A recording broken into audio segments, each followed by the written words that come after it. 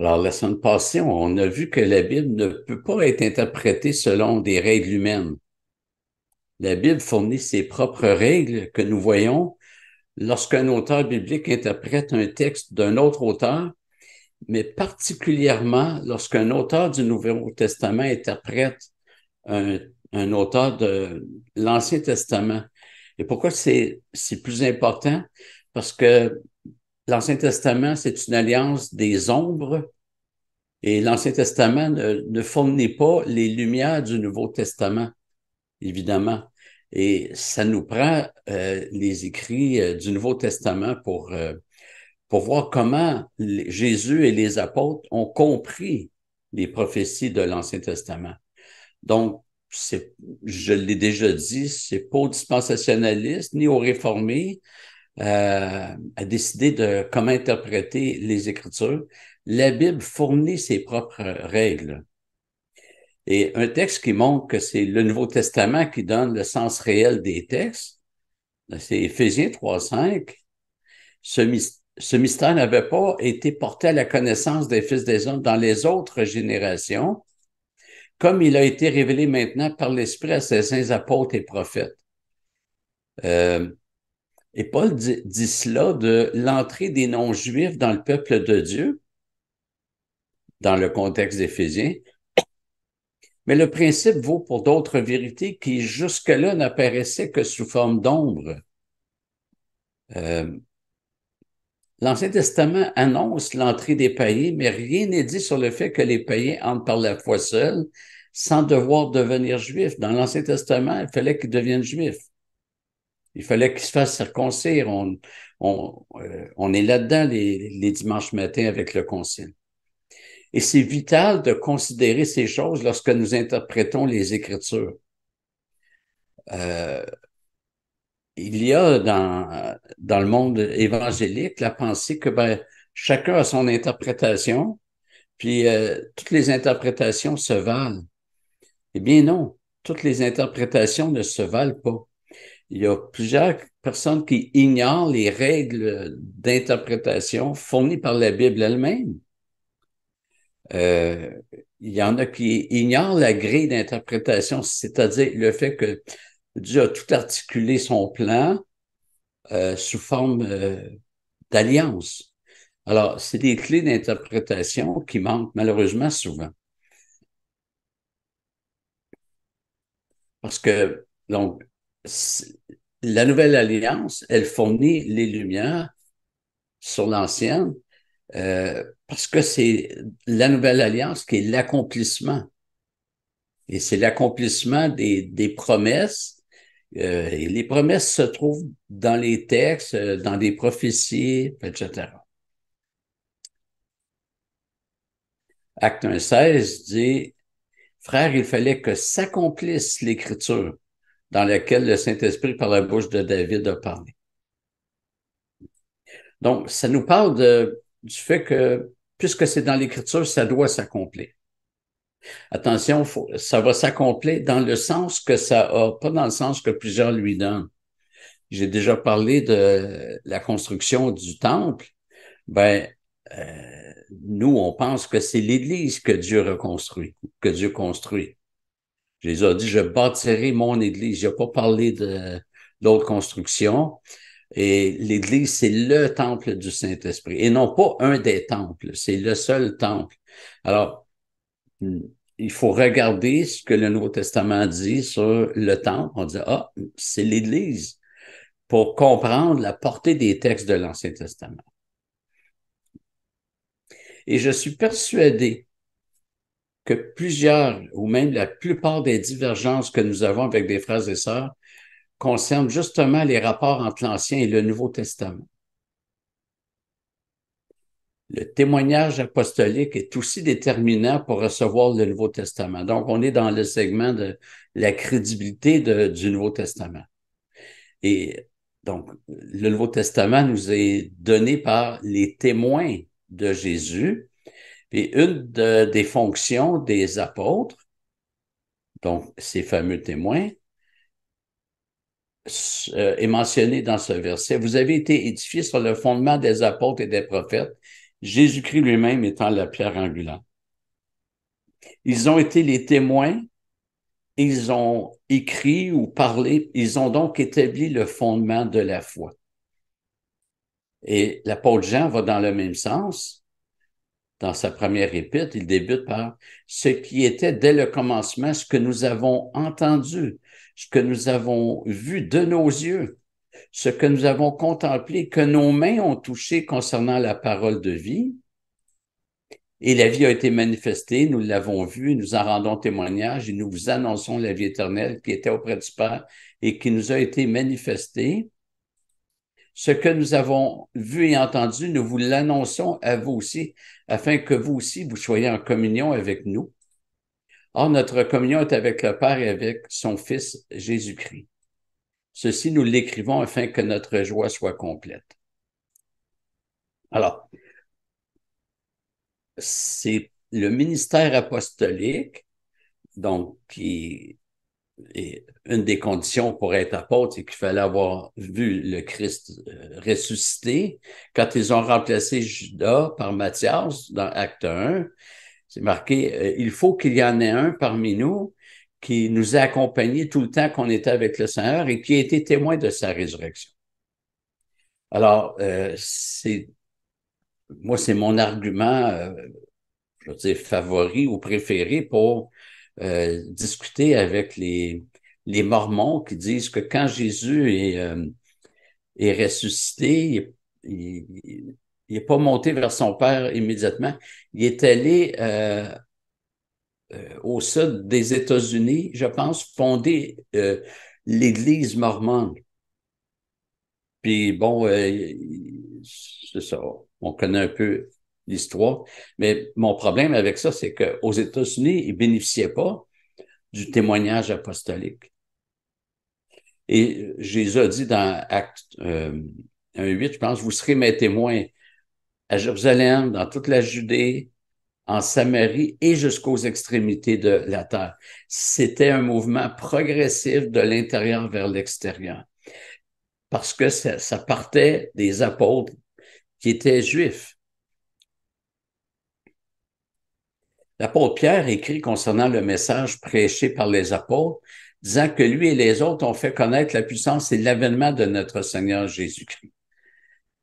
Il dit, ce n'est pas en effet en suivant des fables habilement conçues que nous avons fait connaître la puissance et l'avènement de notre Seigneur Jésus-Christ, mais parce que nous avons vu sa majesté de nos propres yeux.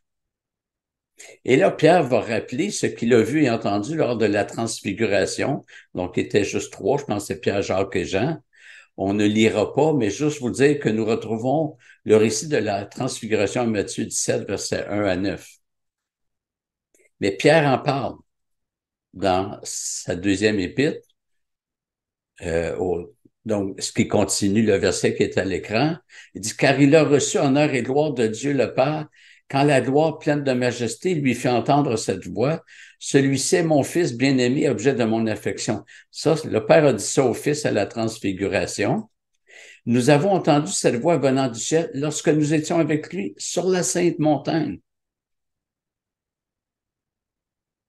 Et c'est un texte qui est très intéressant pour notre sujet. Lors de la transfiguration, Pierre a entendu le Père dire au sujet de Jésus, « Celui-ci est mon fils bien-aimé en qui j'ai mis toute mon affection. Écoutez-le. » Pierre continue, toujours en 2 Pierre. Il dit, « Et nous tenons pour d'autant plus certaine la parole prophétique à laquelle vous faites bien de prêter attention, comme à une lampe qui brille dans un lieu obscur jusqu'à ce que le jour commence à poindre et que l'étoile du matin se lève dans vos camps. » Donc, suite au rappel de la transfiguration, où le Père dit aux apôtres présents d'écouter le Fils, Pierre affirme qu'il tient ferme la parole prophétique à laquelle les chrétiens font bien de porter attention. Et il poursuit au verset 20 et 21, faisant un lien entre la consigne d'écouter le Fils et les écrits de l'Ancien Testament. Avant tout, sachez qu'aucune prophétie de l'Écriture ne peut être l'objet d'interprétation particulière, car ce n'est nullement par une volonté humaine qu'une prophétie n'a jamais été présentée, mais c'est poussé par le Saint-Esprit que des hommes ont parlé de la part de Dieu. Donc ici, il parle de l'Ancien Testament et donc on voit l'importance que ça revêt pour Pierre entre ce que les apôtres ont vu et donc ça vient confirmer la parole prophétique. Et donc, tout l'Ancien Testament vise à présenter ou à préparer la venue de Jésus. C'est pas toujours directement. Il y a des textes qui vont faire ressortir, par exemple, le péché de l'homme, mais ça prépare à la venue de Jésus qui va porter le péché de son peuple. Et quand il y a des jugements dans l'Ancien Testament, ça annonce le jugement dernier. Alors, c'est ce que Jésus dit, là, par exemple, le déluge. Euh, ben, euh, lorsque ça sera la fin, les choses vont se passer comme au jour de Noé. Les gens vont manger et buvaient. Alors, donc, on voit que tout l'Ancien Testament, c'est des ombres et ça prend les lumières du Nouveau Testament pour comprendre l'Ancien.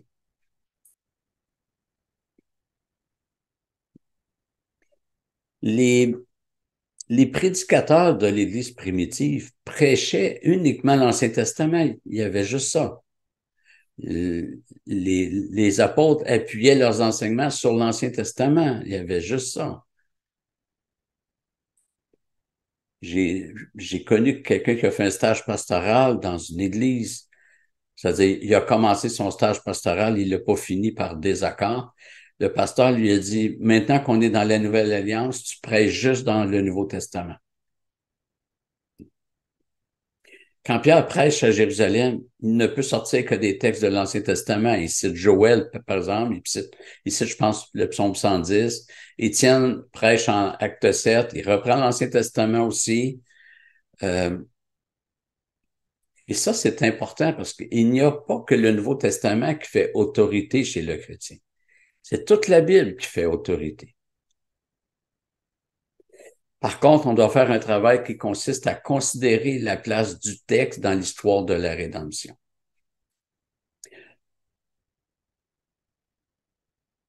Et un exemple, c'est la vie de Job. Job ne s'est jamais rebellé contre Dieu malgré des épreuves très pénibles. Job avait perdu sa maison, tout son bétail, ses enfants, sa santé. Et à la fin, nous assistons au rétablissement de Job. L'Éternel rétablit la situation de Job quand celui-ci eut prié pour ses amis, et l'Éternel lui accorda le double de tout ce qu'il avait possédé. Est-ce qu'on devrait conclure que le chrétien qui persévère dans les épreuves sera rétabli avant de mourir? Voyons ce que l'apôtre Jacques en dit. Vous aussi prenez patience, affermissez vos cœurs, car l'avènement du Seigneur est proche. Ici, il parle du retour. Ne vous plaignez pas les uns des autres, frères, afin que vous ne soyez pas jugés. Voici que le juge se tient devant la porte. Prenez, mes frères, pour modèle de souffrance et de patience les prophètes qui ont parlé au nom du Seigneur. Voici, nous disons, bienheureux ceux qui ont tenu ferme.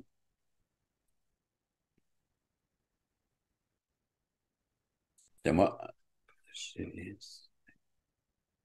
Et là, c'est là où Jacques va prendre l'exemple de Job. Vous avez entendu parler de la fermeté de Job. Vous avez vu la fin que le Seigneur lui accorda. Le rétablissement de Job s'est passé dans sa vie ici-bas, c'est-à-dire avant de mourir.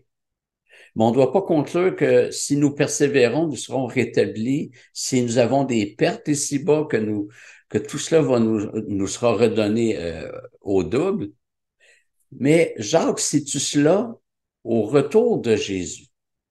Autrement dit, les bénédictions terrestres et temporaires, Job n'a plus sa maison aujourd'hui, les bénédictions terrestres et temporaires de l'ancienne alliance préfiguraient, annonçaient les bénédictions éternelles qui nous attendent dans le royaume.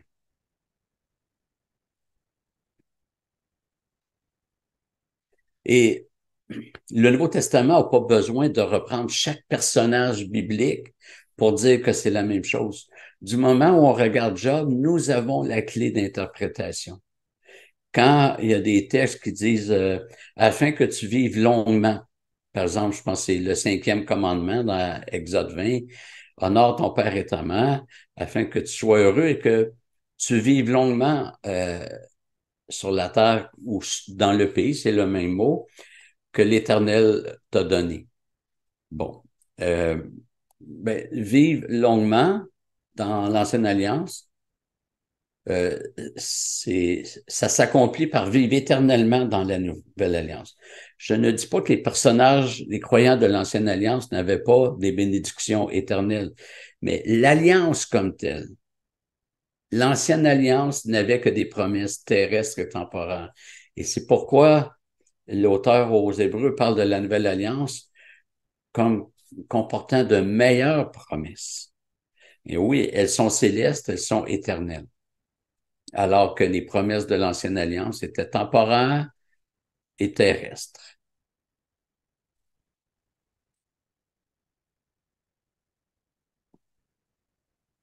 Donc, l'Ancienne Alliance ou l'Ancien Testament, Nouveau Testament, les deux sont importants dans leur rôle.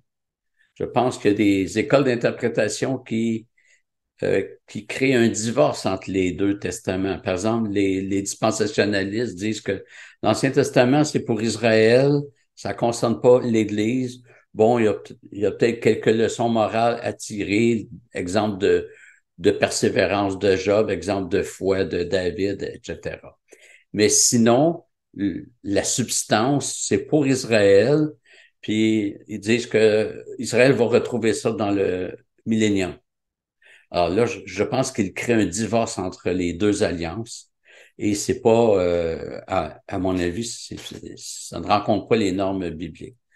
D'autres, et là, on pense à l'école de pensée pédobaptiste, me semble ignorer les différences entre l'ancienne alliance et la nouvelle alliance. Ils maintiennent des choses. Euh, Abraham a intégré ses bébés dans l'ancienne alliance. Ben, les chrétiens doivent faire de même par le baptême. Et là, je pense il y a une continuité qui ne, je dirais, où on n'apprécie plus la discontinuité.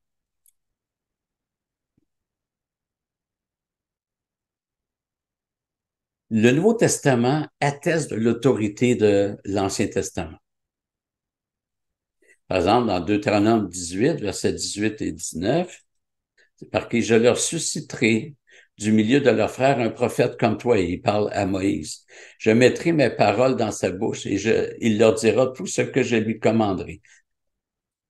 Et si quelqu'un n'écoute pas mes paroles qu'il dira en mon nom, c'est moi qui lui en demanderai compte. Et ce prophète annoncé est le Christ. Sans la venue du prophète annoncé, tout tombe à plat. Les, dans les actes, à deux endroits, j'ai pas noté, à deux endroits dans les actes, euh, on, on reprend ce texte-là de Deutéronome 18, verset 18, pour dire que c'est accompli par Jésus. On va maintenant regarder l'autorité du Nouveau Testament. Alors, il y a quelques textes qui placent les écrits du Nouveau Testament au même niveau que ceux de l'Ancien Testament.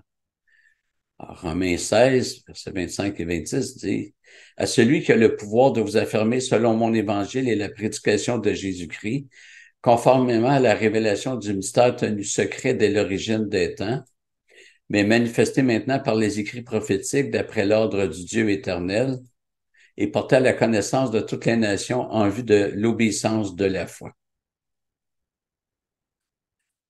Paul parle de l'Évangile et la prédication portant sur Jésus-Christ, et tout cela est maintenant manifesté, proclamé par les écrits prophétiques. Donc, l'Ancien Testament. Le Nouveau Testament, en fait, là, c'est le meilleur commentaire qu'on a sur l'Ancien Testament. C'est un commentaire inspiré.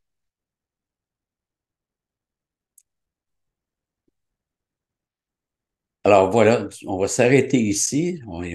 On continuera la semaine prochaine. Merci de votre attention.